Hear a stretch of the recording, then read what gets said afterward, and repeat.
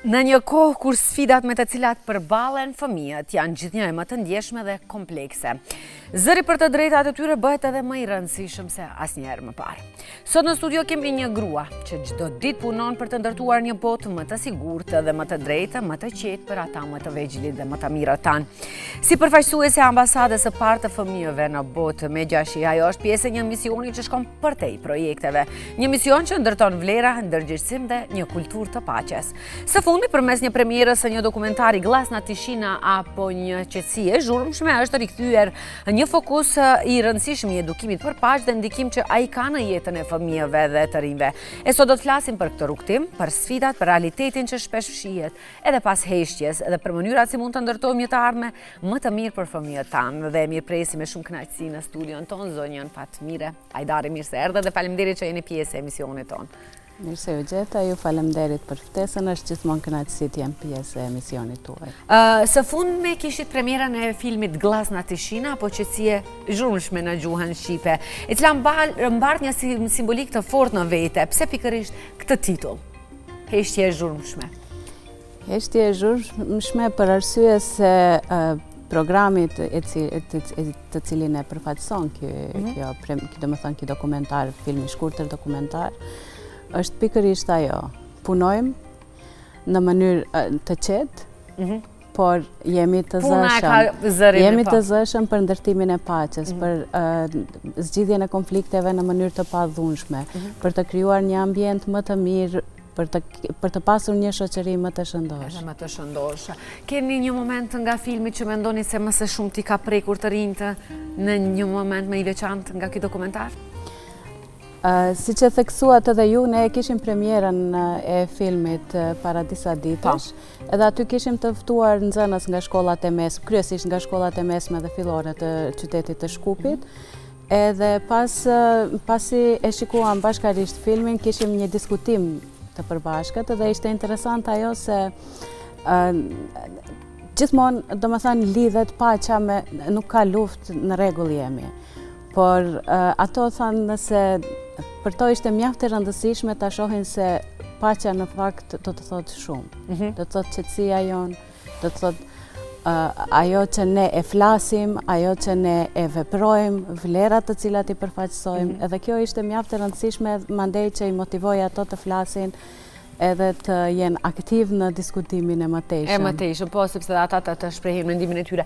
Sa po e diskutuat se me të rinjtë e keni diskutuar çështjen e paqes, çka është paqja, sa është e vështirë që atyre të mbillet në kokë edhe fëmijëve edhe më të vegjël se paqja nuk është vetëm mungesë konflikti, por është një veprim i përditshëm, se mirë e thatë ju edhe qetësia jonë shpirtërore shumë luan rol në paqe, ndoshta neve nuk kemi konflikt me dikë, po jemi në luftë me veten dhe ajo flet shumë. Sa është e rëndësishme dhe sa është e vështirë që kjo të mbillet në kokë fëmijëve dhe t'ia angulisim në kokë që ta kenë si një moto të përditshme në tyre.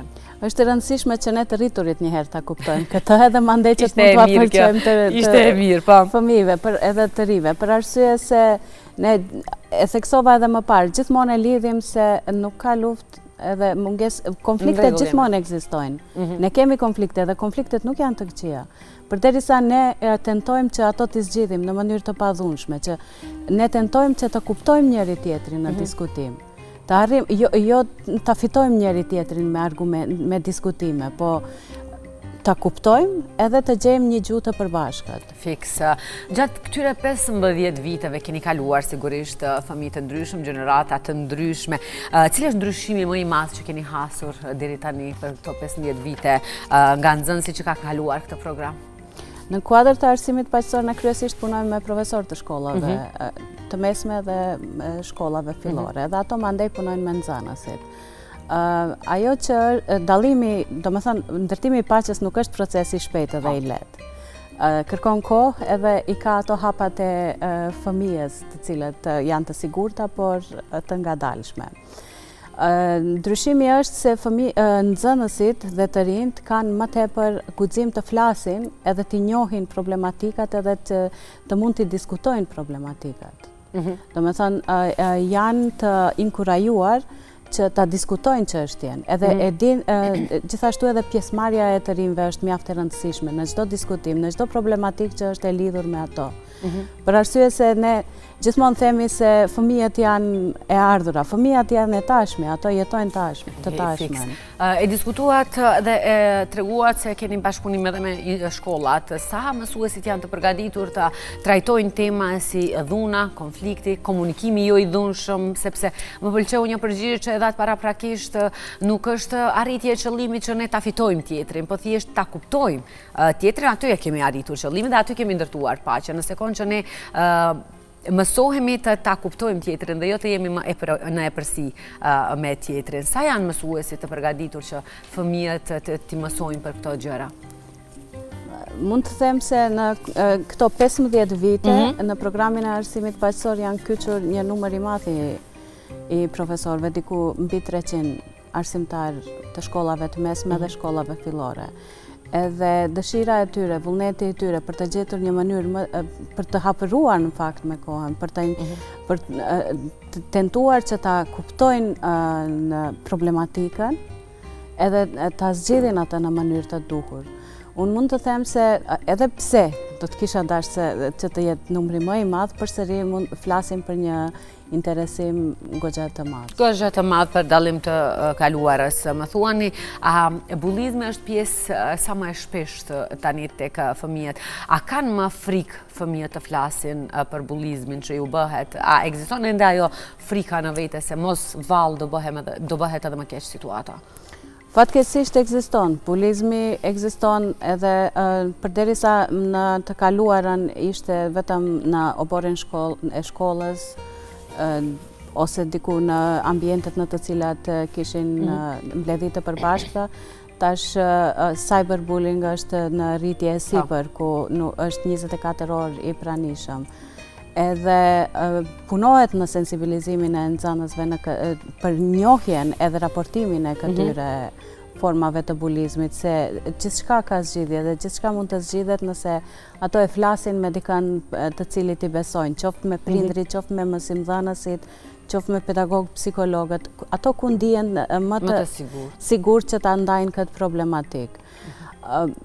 Rezultatet nuk kanë ndonjë matje konkrete, por them që ka një përmirësim në krahasim me vitet e kaluara. Për raportimin, por nuk them se është ulur numri i nxënësve të cilët bullizojnë dhe janë të bullizuar. Po vetëm që raportojnë. Çfarë kahje merr më së shumti tani dhuna sot, fizike apo psikologjike? Fizikja është ajo që duket, do më thënë nëse vetëm se ka eskaluar dhe atë e shohim, po psikologjikja është më e vështira edhe ka pasoja më të mëdha, do më thënë, edhe si nga shëndeti i nxënësve në të gjitha aspektet, dhe kjo është më pak e dukshme, dhe pikërisht për këtë ne duhet të sensibilizojmë dhe që nxënësit ta dinë se patjetër duhet të raportohet, se do më thënë, gjithçka që ndodh e përsëritur, ajo është dhunë. Po, ajo nuk është më gabim, ajo është një përzgjedhje. Pse mendoni se ky program tani më ka arritur në vitin e 15 dhe të rritet gjatë këtyre 15 viteve? Çka e bën më unik nga programet tjera edukative? Programi ka arritur të ekzistojë 15 vjet për shkak të vlerave të cilat i promovon. Do më thënë, është programi bazuar në vlera. Nuk është qëllimi i programit që ne të tregojmë rezultate, por rezultate në numra. Po procesi dhe mënyra e implementimit të programit është mjaft i rëndësishëm.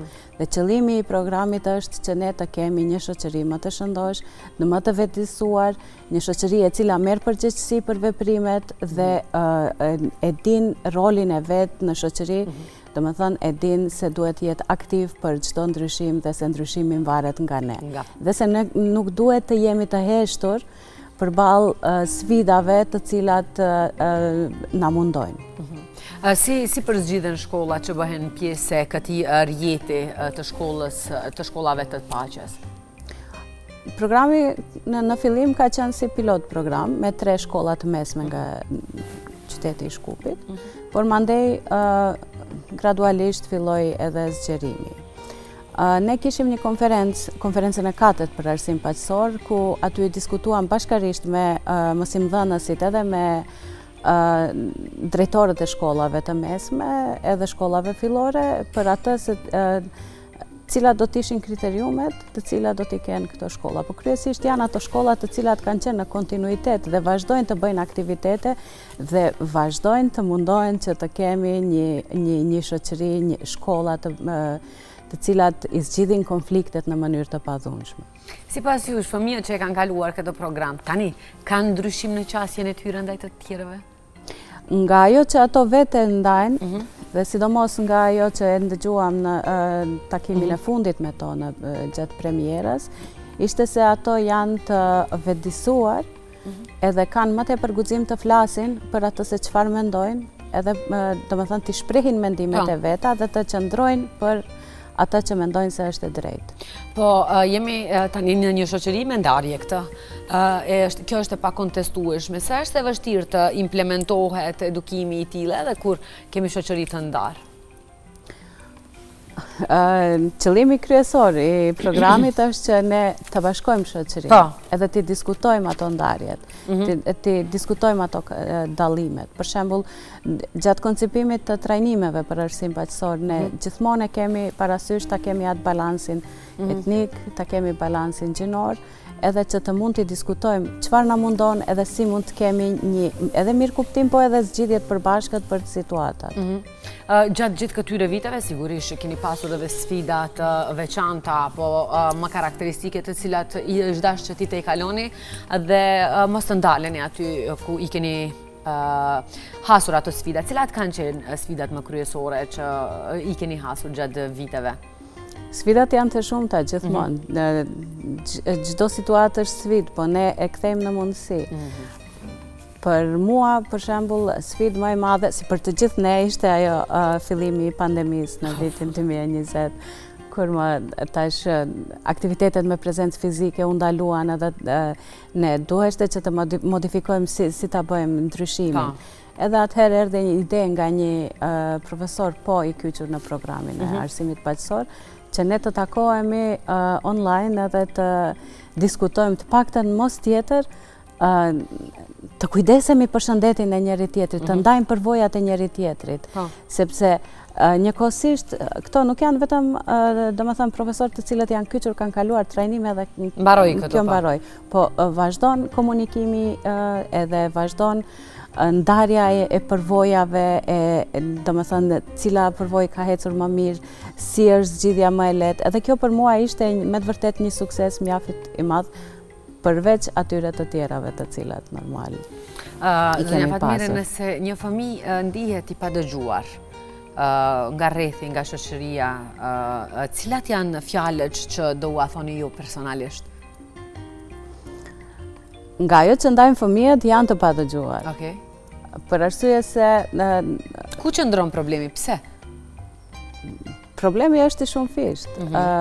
Për shembull, në një pyetje gjatë një punëtorie të nxënësve, çfarë do kishit dëshiruar ju që ne të flasim me prindërit tuaj, ato kërkuan prej ne që thuani atyre që të na dëgjojnë.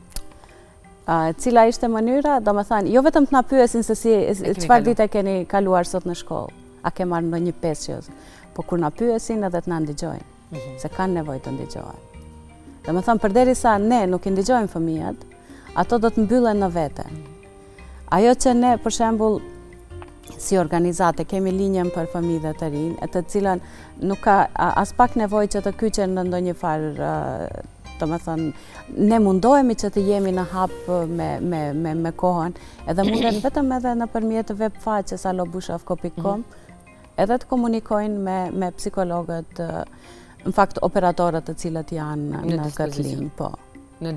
Zakonisht ku qëndron problemi, nga çka ankohen më së shumti fëmijët? Fatkeqësisht, shëndeti mendor është sfida kryesore e kohës, e cila çdo ditë më tepër rritet. Edhe ne si shoqëri patjetër që duhet të kushtojmë vëmendje të veçantë kësaj problematike. Për arsye se numrat janë alarmante. Të gjitha hulumtimet që bëhen kohën e fundit, shëndeti mendor paraqitet si sfidë. Edhe përderisa ne nuk ulemi edhe të diskutojmë me fëmijët, qoftë si prindër, qoftë si mësimdhënës, qoftë si shoqëri, si familjar, është mjaft e rëndësishme që të diskutojmë dhe të kuptojmë sfidat e tyre, për arsye se ato jetojnë në një botë, në një kohë të cilat kanë sfida krejt ndryshme nga ato që i kemi pas ne. Ne ndoshta nuk mund t'u japim zgjidhje, po të paktën të mundohemi bashkarisht të diskutojmë edhe të kërkojmë zgjidhje bashkarisht. Që ata të ndjehen të dëgjuar. Pikrisht. Cili është plani pak më afatgjatë i kësaj të gjithë të themi edukimi apo shkollave të paqes? Keni një plan pak më afatgjatë që planifikoni ndonjë aktivitet tjetër të na e sillni si surprizë? Aktivitetet janë të shumta. Nuk ndaleni. Pikrisht. Jemi duke përgatitur një publikim për 15 vjetor, gjithashtu me intervista edhe me nxënës, edhe me mësimdhënës të cilët janë të kyçur në arsim paqësor, dhe kjo me një qëllim të vetëm që të motivohen edhe të inkurajohen të tjerët të cilët do të kishin dashur të kyçen në të ardhmen, edhe që do të kontribojnë për një shoqëri më të mirë. Më të mirë. Dhe për në fund dua një mesazh për të gjitha ata që po na shikojnë, si për prindërit, dua edhe për nxënësit, për fëmijët dhe bashkëmoshëtarët e tyre, që ti vetëdjesojmë, ti ndërgjegjësojmë që edhe ata të vendohen në pozitën e të tjetrit para se ta vendojnë gishtin ka tjetri.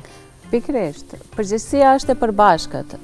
Për mua është gjithmonë e rëndësishme të them se ne si shoqëri të gjithë jemi përgjegjës për veprimet tona. Ne jemi përgjegjës për atë që e bëjmë edhe për atë që nuk e bëjmë. Edhe prandaj të marrim përgjegjësi edhe të jemi përgjegjës për atë që e bëjmë, edhe të veprojmë në më të mirën e shoqërisë.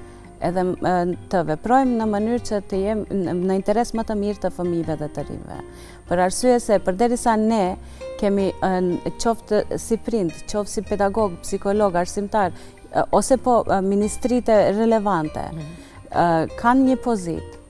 Më thënë, është obligim i joni, i tyre, që të veprojmë dhe të punojmë në mënyrë që të krijojmë një shoqëri më të shëndosh edhe të kenë një ambient më të shëndosh fëmijët. Faleminderit zonja Fatmire për këtë bisedë kaq të këndshme. Unë shpresoj se nëse asgjë një person kemi motivuar sot që të jetë më i ndërgjegjshëm, ai një të ndihmon në të jetë si një rrjet i personave të tjerë, që të jemi sa më të vëmendshëm ndaj sjelljes, se si e bëjmë ndaj të tjerëve, të jemi ndaj emocioneve ndaj të tjerëve dhe padyshim normalisht ata largojmë çdo paragjykim që e kemi në jetën tonë dhe t'i kuptojmë të tjerat ashtu siç janë. Ju faleminderit shumë, ju urojmë edhe një herë suksese këto 15 vite, shpresoj të festojmë edhe 30 vjetoren së bashku, pse jo, gjithmonë për të mirën e pasardhësve tanë, për të mirën e të rinjve dhe për të mirën e atyre që nesër ata do jenë ata që do kujdesen për neve. Faleminderit, vetëm desha të shtoj se paragjykimet, të punojmë me paragjykimet edhe të jemi të vetëdijshëm për paragjykimet tona, se ne kemi paragjykime, po të punojmë me to.